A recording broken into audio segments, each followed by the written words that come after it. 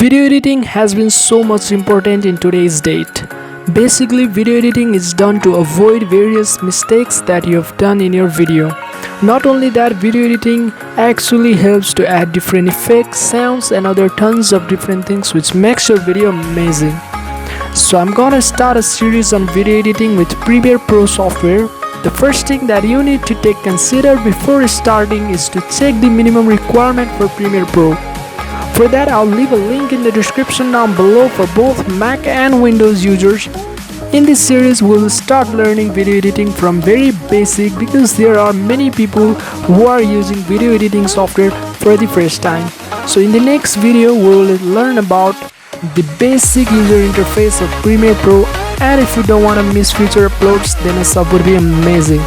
With that being said, my name is Zari and this is Tricky for You, and I'll catch you in the next one.